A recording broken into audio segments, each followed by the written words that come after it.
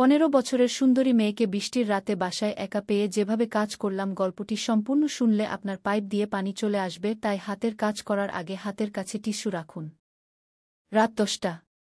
বাইরে প্রচণ্ড ঝড় বৃষ্টি হচ্ছে। কে যেন দরজায় ধাক্কা দিচ্ছে বারবার। দরজা খুলে দেখি একটা মিষ্টি মেয়ে দাঁড়িয়ে। আমি একটা বর্ষর হোঁচ খেলাম। এমন ঝড় বৃষ্টির রাতে এত সুন্দর একটা মেয়ে কোত্থেকে এসে হাজির হল।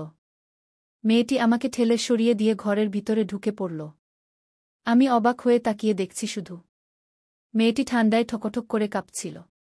নিশ্চয়ই অনেকক্ষণ ধরে বৃষ্টিতে ভিজছিল। আমি দরজা লাগিয়ে দিয়ে মেয়েটিকে বললাম, আপনি কে? কোত্থেকে আসলেন? পরে বলবো। আগে একটা তোয়ালে দিন। আমার ভীষণ ঠান্ডা লাগছে।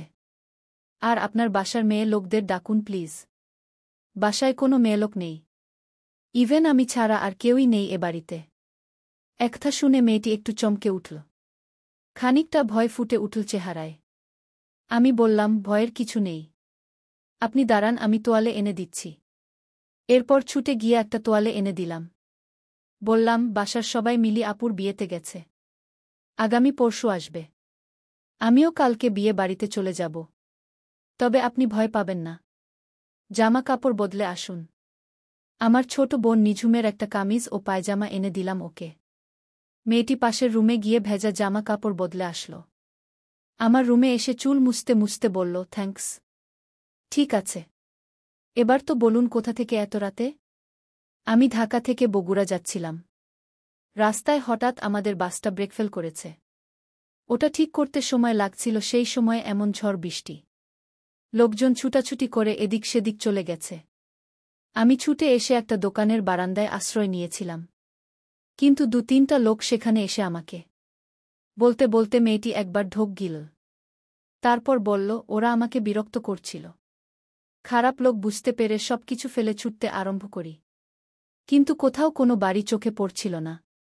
একদম ফাঁকা রাস্তায় আটকে ছিলাম আমরা। তারপর ছুটতে ছুটতে এই বাড়িটাই প্রথম চোখে পড়ল। আমি বললাম, ভালো করেছেন। কিন্তু এ বাড়িতে তো আর কেউ নেই। আমি একা একটা ছেলে। আপনার আমাকে ভয় করছে না?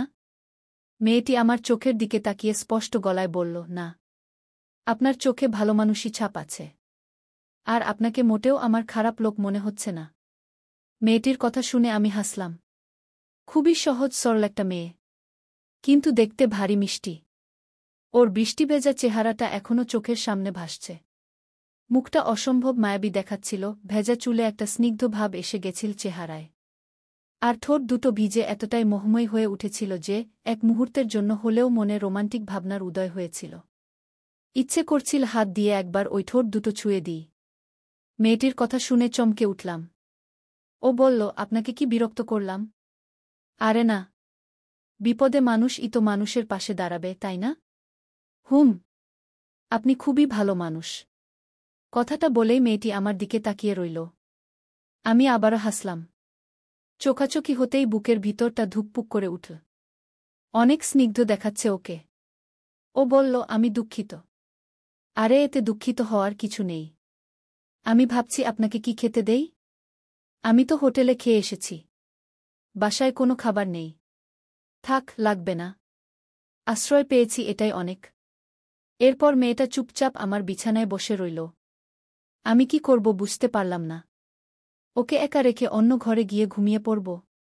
কিন্তু আমার তো ইচ্ছে করছে এখানেই সারারাত বসে ওকে দেখি।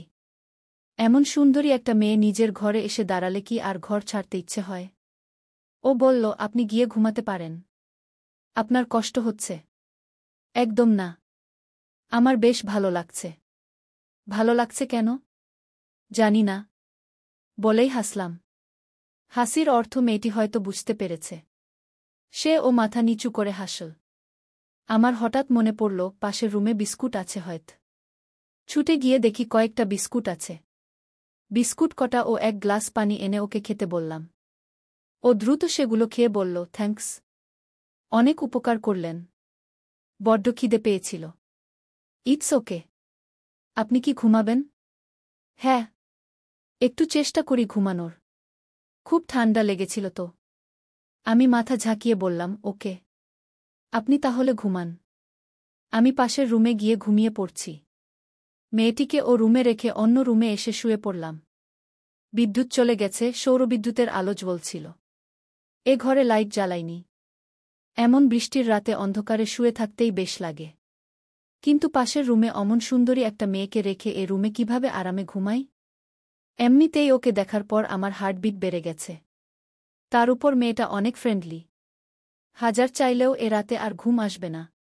চুপচাপ শুয়ে শুয়ে অনেক কিছু ভাবছি। বারবার মেয়েটির ভেজা চুল আর স্নিগ্ধ মুখের দৃশ্য চোখে ভেসে উঠছে। কিছুতেই স্থির থাকতে পারছি না। চরম অস্থিরতা কাজ করছে। এভাবে কতক্ষণ চুপচাপ শুয়ে থাকা যায়? এমন সময় মেয়েটির গলা শুনতে পেলাম। ও এ ঘরের দরজায় এসে দাঁড়িয়েছে। বলল, আপনি কি ঘুমাচ্ছেন? না, ঘুমাইনি এখনো। আসুন। মেয়েটি ঠায় দাঁড়িয়ে রইল। বলল, আমার না একদমই ঘুম আসছিল না। তাই আপনাকে বিরক্ত করতে আসলাম। বারবার বলছেন বিরক্ত করার কথা। আমি মোটেও বিরক্ত হচ্ছি না। এমন সুন্দর একটা রাতে আপনার মতো কাউকে। কথাটা এ পর্যন্ত বলে থমকে গেলাম। খুব লজ্জা লাগল আমার। মেয়েটি চুপ করে দাঁড়িয়ে আছে। আমি বললাম, ভিতরে আসুন। অন্ধকার যে। এ ঘরের লাইটটা নষ্ট। আমার মোবাইলটাও ওই ঘরে। চলুন ওই ঘরে গিয়ে বসি। না, এ ঘরেই বসে গল্প করব। আমার অন্ধকারে বসে গল্প করতে খুব ভালো লাগে। মেয়েটি হাতরে হাতরে রুমে ঢুকল। তারপর বিছানার দিকে এগোতে লাগল। আমি কথা বলে যাচ্ছি আর ও আইডিয়া করে করে এগোচ্ছে। বিছানার কাছে আসতেই আমি অকস্মাৎ ওর হাত ধরে ফেললাম। হাত ধরে বললাম, এই তো এখানে আমি। আসুন, বিছানা এদিকে। তারপর নিজের খেয়াল হল। এ কি? আমি ওর হাত ধরে ফেলেছি অন্ধকারে। মেয়েদের হাত এত নরম হয় এটা আমার জানা ছিল না। এর আগে কখনো কোনো মেয়ের হাত ধরার সুযোগ পাইনি। আজই প্রথম। কিন্তু এত সফট আর মসৃণ কারো হাত হতে পারে এটা না ধরলে বুঝতাম না। মেয়েটি আমার একদম কাছে এসে বসল। তারপর আস্তে করে হাতটা ছাড়িয়ে নিতেই আমি বললাম, সরি। মেয়েটি কিছু বলল না। চুপ করেই বসে রইল। আমার এই রাতটাকে স্বপ্নের মতো মনে হচ্ছে। আমার বিছানায় পাশে একটি অপূর্ব মেয়ে বসা, পুরো ঘরে অন্ধকার, বাইরে ঝমঝম করে বৃষ্টি হচ্ছে, মেয়েটি আমার একদম কাছে বসে আছে। ভাবতেই আমার হার্টবিট বেড়ে গেল। আমি কিছুক্ষণ চুপ থেকে বললাম, বাইরে খুব সুন্দর বৃষ্টি হচ্ছে তাই না? মেয়েটি মৃদুস্বরে বলল, হ্যাঁ। রোমাঞ্চকর রাত। কথাটা বলেই লজ্জা পেলাম। আজ যে আমার হয়েছেটা কি? একটু আগেই হুট করেই ওর হাত ধরে ফেলেছি। এখন আবার মুখ ফসকে এমন একটা কথা বলে ফেললাম। কি জানি এরপর আরও ভয়ঙ্কর কিছু করে ফেলি নাকি। মেয়েটি বলল, আপনি বিয়ে করেননি? না, করিনি। এখনও পড়াশোনাই শেষ করতে পারিনি। ও আচ্ছা। বাসায় কে কে থাকে? বাবা মা, ভাইয়া ভাবি আর আমি। আর আপনার? আমরা দুবোন, আব্বু আম্মু আর দাদা দাদি। এরপর দুজনেই অনেকক্ষণ চুপচাপ। আমি কি বলবো বুঝতে পারছি না। বাইরে প্রবল বর্ষণ শুরু হয়েছে। থেকে থেকে বিদ্যুৎ চমকাচ্ছে, বজ্রপাতও হচ্ছে। মেয়েটি কি বজ্রপাতের শব্দে ভয় পায় না? বললাম, আপনার নামটাই তো জানা হলো না। আমি নীলাম্বরী। বাহ, খুব সুন্দর নাম তো। কিসে পড়েন? অনার্স ফার্স্ট ইয়ারে। এরপর আবারও দুজনেই অনেকক্ষণ চুপচাপ। গল্প করার জন্য একটা টপিক খুঁজে বের করা দরকার। এভাবে তো চুপচাপ বসে থাকাও যায় না। কিন্তু কি বিষয়ে গল্প করা যায়? আমার তো এই মুহূর্তে মেয়েটি ছাড়া আর কিছুই মাথায় আসছে না। শুধু নীলাম্বরীর মুখটা দেখতে ইচ্ছে করছে। ঘরটা একদম গা অন্ধকার হওয়ায় ও আমার চেয়ে কতটা দূরত্বে বসে আছে তাও দেখতে পাচ্ছি না। তবে আন্দাজ করতে পারছি। ও আমার পাশেই বিছানায় পা তুলে বসে আছে নিশ্চয়ই। গলার স্বর খুব কাছে মনে হওয়ায় বুঝতে পেরেছি ও আমার একদম কাছেই বসে আছে। ইচ্ছে করছে ওকে একটি বার ছুঁয়ে দেখি। নীলাম্বরী বলল, আপনাকে একটা পার্সোনাল প্রশ্ন করি? অবশ্যই, বলুন। আপনার গার্লফ্রেন্ড নেই? নাহ, নাই। কেন নাই? ছিল একজন। গত বছর ব্রেক আপ হয়ে গেছে। তারপর আর নতুন করে রিলেশনে জড়ানো হয়নি। আপনার? আমি কখনোই রিলেশন করিনি। ছোট থেকেই অনেক প্রপোজাল পেয়েছিলাম কিন্তু ভেবেছিলাম আগে অনার্সে উঠি তারপর ওসব। এখন তো উঠেছেন। এখন প্রেম করবেন? আমার প্রশ্ন শুনে মেয়েটি শব্দ করে হেসে উঠল। আমি লজ্জা পেয়ে গেলাম। তবুও মনে হতে লাগল মাঝে মাঝে একটু নির্লজ্জ হতেও হয়। সবসময় লজ্জা পেলে কখনো প্রেম করা যায় না। তাই আরেকটু সাহস নিয়ে বললাম, হাসলেন যে? প্রেম করবেন না? হুম, করব। কিন্তু সেরকম কাউকে পেতে হবে তো। আগে পাই, তারপর ভেবে দেখব। এত কাছে এমন হ্যান্ডসাম একটা ছেলে বসে আছে। হাত বাড়ালেই যাকে ছোঁয়া যায়। তবুও আর কাউকে খুঁজতে হবে। কথাটা বলেই আমি মুখ টিপে হাসলাম। জানি না এরপর মেয়েটার রিয়্যাক্ট কেমন হবে। কিন্তু খুব ভয় হতে লাগল। যদিও রেগে যায়। কিন্তু আমার ভয় কাটিয়ে দিয়ে নীলাম্বরী বলল, এত দ্রুত বুঝি কারো প্রেমে পড়া যায়? আমি তো পড়ে গেছি। কার? বারে? একটু আগে যার হাত স্পর্শ করলাম।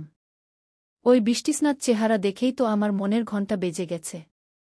নীলাম্বরী বোধহয় খুব লজ্জা পেয়েছে। লাজুক লাজুক স্বরে বলল, সত্যি? হুম, সত্যি। একথা বলার পর আমার কেমন যেন লাগতে শুরু করল। বুকের ভিতরে ধিপুধিপ করছে। লাগামহীনভাবেই তো ওকে প্রপোজ করে বসলাম। জানি না কিভাবে নেবে ব্যাপারটা। যদি রাগ করে উঠে চলে যেতে চায়, আমি কি ওকে আটকাতে পারব? ওর সামনে দাঁড়িয়ে কিভাবে আকুতি করে বলবো, আমাকে ফেলে যেও না। আমি সত্যিই প্রথম দেখাতেই তোমার প্রেমে পড়ে গেছি। এমন সময় কাছেই কোথাও খুব জোরে শব্দ করে বাজ পড়ল। নীলাম্বরী ভয় পেয়ে চিৎকার করে উঠল, ও মা গো! আপনি কোথায়? ওকে ভয় পেতে দেখে আমি নিমেষেই অন্ধকারেই ওকে ধরে ফেললাম। একেবারে বুকের কাছে। ওর নিঃশ্বাস পড়ছে আমার গলায়। মুহূর্তেই আমার হৃদস্পন্দন বেড়ে গেল। জীবনে কখনোই এত কাছে কোনো মেয়েকে পাইনি। একদম আমার বুকে লুকিয়ে পড়েছে নীলাম্বরী। শক্ত করে জাপটে ধরে আছে। আমার এত ভালো লাগছে যা বলে বুঝানো সম্ভব না। এভাবে এমন আকর্ষণীয় একটা রাত, বুকের মাঝে একটা অপরূপ মেয়ে। কি যে অন্যরকম ফিলিংস হচ্ছে। ইচ্ছে করছে আজীবন এভাবেই ওকে বুকে চেপে রাখি। এই রাতটা যেন কখনো শেষ না হয়। যুগ যুগ ধরে না ফুরালেও আপত্তি নেই তাতে। এমন বৃষ্টির একটা নেশাভরা রাতে এ কোনো নেশা হয়ে কাছে এলে নীলাম্বরী? এভাবে কেটে গেল অনেকক্ষণ। নীলাম্বরী নিজেকে সামলে নিয়ে বলল, সরি। আমি ওকে ছেড়ে দিলাম। ও একটু দূরে সরে বসল। অন্ধকারেই মনে হচ্ছে ও অনেক বেশি লজ্জা পেয়েছে। ইচ্ছে করছে ওর লাজুক মুখটা দেখি। কিন্তু এমন অন্ধকারে কিভাবে দেখব? আমি বললাম, জীবনে প্রথমবার কোনো মেয়েকে জড়িয়ে ধরলাম। এই কাজটায় এতটা ভালো লাগা মিশে থাকে আমার জানা ছিল না। নীলা, তুমি আমার উপর রেগে যাচ্ছ? না না, রাগ করব কেন? প্রেমে পড়ে যাওয়াটা তো স্বাভাবিক, তাই না? তাছাড়া এমন ঝড় বৃষ্টির রাতে একা একটা মেয়েকে কাছে পেলে কি অবস্থা হয় আমি বুঝতে পারছি। নীলাম্বরীর কথা শুনে আমি ভীষণ লজ্জা পেলাম। আমার ব্যাপারটা তাহলে ধরে ফেলেছে। কিন্তু কি আর করার? মনকে বুঝানো যে অনেক কষ্টের আর খুবই কঠিন। নীলাম্বরীর নেশায় মেতে উঠছি ক্রমাগত। জানি না এরপর কি হবে আমার। নিজেকে হারিয়ে ফেলেছি ওর ওই বৃষ্টিস্নাত শরীরে। শেষ মুহূর্তে পারব কি নিজেকে সামলাতে? যদি কোনো ভুল হয়ে যায়? চিন্তাটা মাথায় আসতেই একটু দূরে সরে এসে বসলাম। নীলাম্বরী ও হয়তো বুঝতে পেরেছে ব্যাপারটা। ও একটু চুপ থেকে বলল, আমি বরং ওই ঘরে যাই। আপনি ঘুমান। কথাটা বলেই ও বিছানা থেকে নেমে পড়ল। আমি দেখলাম ও দরজার সামনে চলে গেছে। তারপর বলল, শুভরাত্রি। আমি একটা দীর্ঘশ্বাস ছাড়লাম। আমার বুকে আগুন জ্বালিয়ে দিয়ে এখন আবার শুভরাত্রি বলা হচ্ছে? কিন্তু কিছুই করার নেই। একটা মেয়েকে তো আর জোর করে বুকে চেপে রাখতে পারি না। কিন্তু মনটা বড্ড ছটফট করছে। অনেকক্ষণ বিছানায় এপাশ ওপাশ করলাম। পুরো বাড়িটা ফাঁকা, তার উপর প্রবল বর্ষণ হচ্ছে বাইরে। পাশের রুমে নীলাম্বরীর মতো একজন মেয়ে, যাকে দেখে প্রেমেও পড়ে গেলাম। কি করে ঘুমানো সম্ভব? প্রায় 15 মিনিটের মতো বিছানায় ছটফট করলাম। অস্থির লাগছে ভীষণ। নীলাম্বরীকে দেখার জন্য মনটা ছটফট করছে।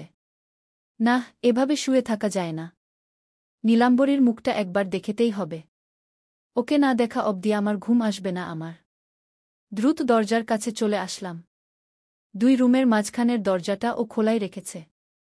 ওর রুমে সৌর বিদ্যুতের মিটিমিটি আলো জ্বলছে। সেই টিমটিমে আলোয় যা দেখলাম তাতে আমার হৃদস্পন্দন আরও বেড়ে গেল। দ্রুত হার্টবিট বাড়তে লাগল। চোখ বন্ধ করে শুয়ে আছে নীলাম্বরী। এক রাশ ভেজা চুল এসে পড়েছে ওর মায়াবী মুখটার উপর। এতটাই মিষ্টি দেখাচ্ছে ওকে যা ভাষায় প্রকাশ করা সম্ভব না। আমার খুব ইচ্ছে করছে ওর মুখটা একবার ছুঁয়ে দেখি, ইচ্ছে করছে আলতো করে সরিয়ে দিই ওই চুলগুলো। ইচ্ছেটা নেশায় পরিণত হতে সময় লাগল না। এমনিতেই ও এই নেশাভরা রাতে ভালোবাসার নেশা হয়ে আমার ঘরে এসেছে। এখন আবার ছুঁয়ে দেখার অদম্য বাসনা জাগছে। একটা মানুষ কি করে এত সুন্দর হতে পারে?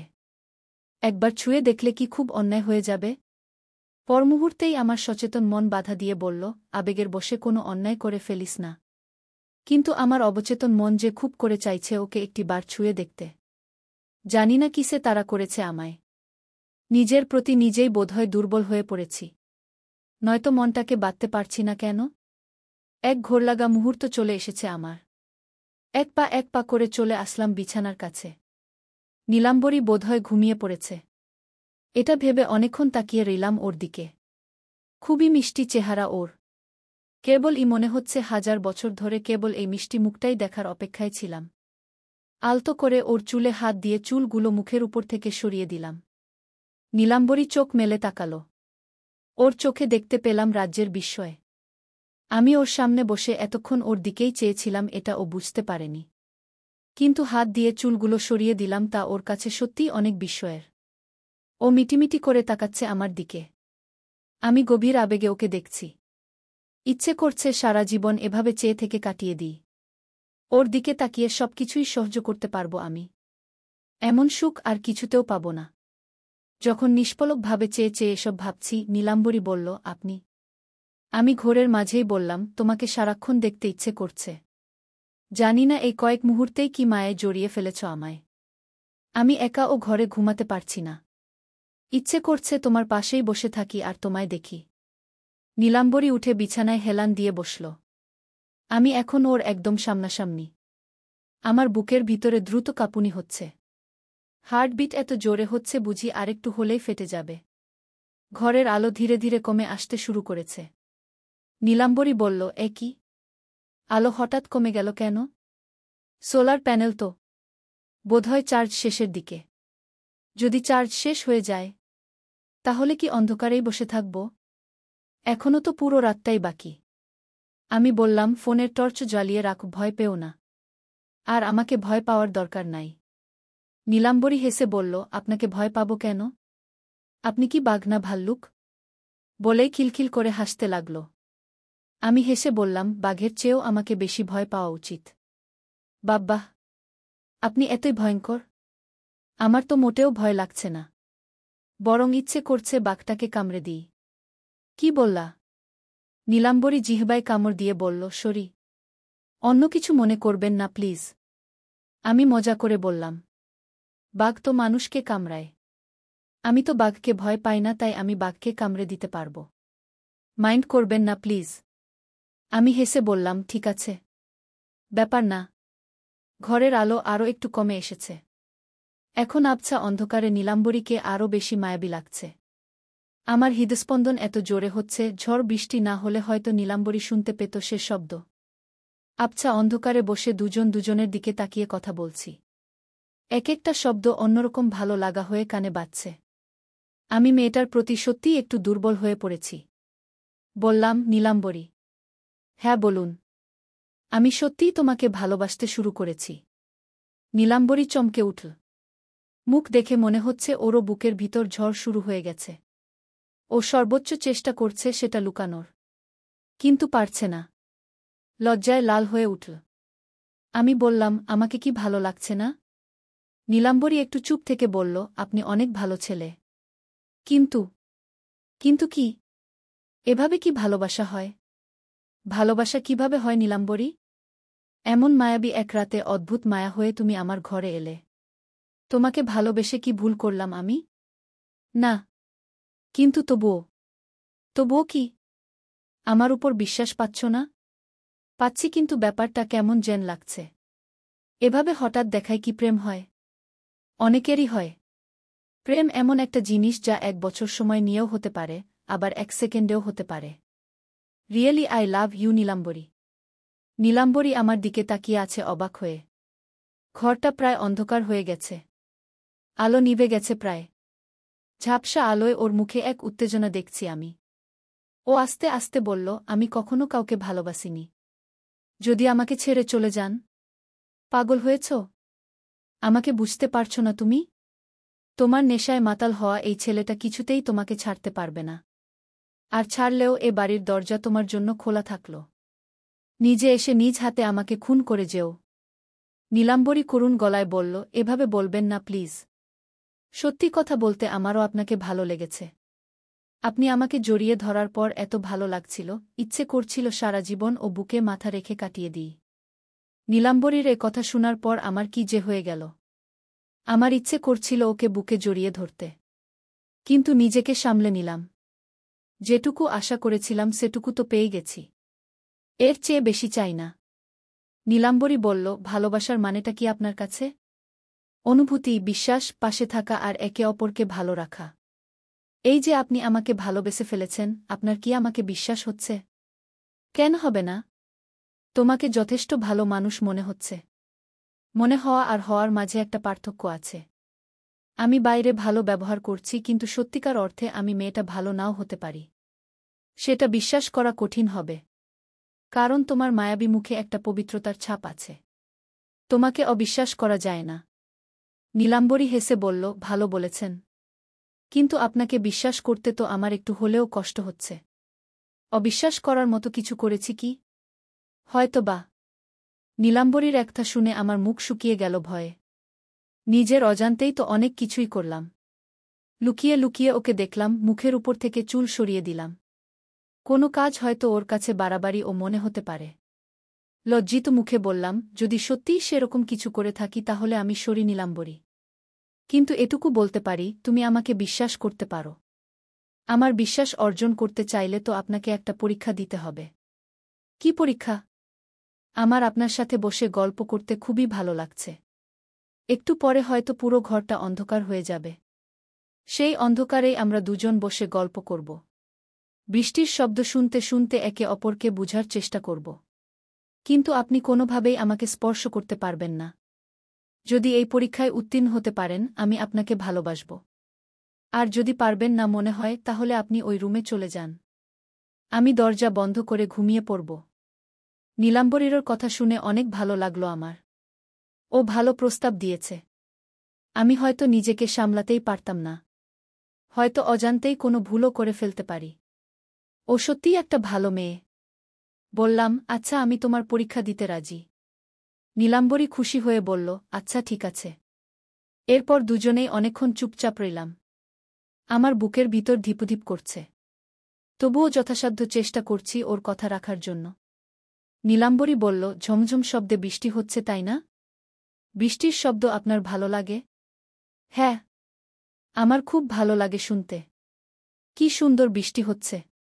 আমরা কি একে অপরের হাত ধরতে পারি? নীলাম্বরীর কথা শুনে চমকে উঠলাম। ঘরের আলো এই নিভে যাওয়ার উপক্রম। আলো নিভে যাওয়ার আগেই ওর হাতে হাত রাখলাম। নীলাম্বরীর হাত স্পর্শ করার পর মনে এক ধরনের সুখ অনুভূত হতে লাগল। কত সুন্দর একটা হাত! ওর মনটাও ওর স্পর্শের মতোই কোমল। এতকাল ধরে এমন একজনকেই খুঁজেছি আমি। নীলাম্বরী বলল, অন্ধকারে বসে থাকতে কেমন লাগছে? একটু অন্যরকম ফিল হচ্ছে। জীবনে প্রথমবার এত সুন্দর একটা রাত আমার কাছে এলো। সত্যিই আজকের রাতটা অনেক সুন্দর। কিন্তু সব সুন্দরই খুব দ্রুত ফুরিয়ে যায় তাই না? না নীলাম্বরী। আমি চাই এ রাতটা যুগ যুগ ধরে চলুক। 1000 বছর ধরে চলতে থাকুক এত সুন্দর একটা মায়াবী রাত। নীলাম্বরী শব্দ করে হাসল।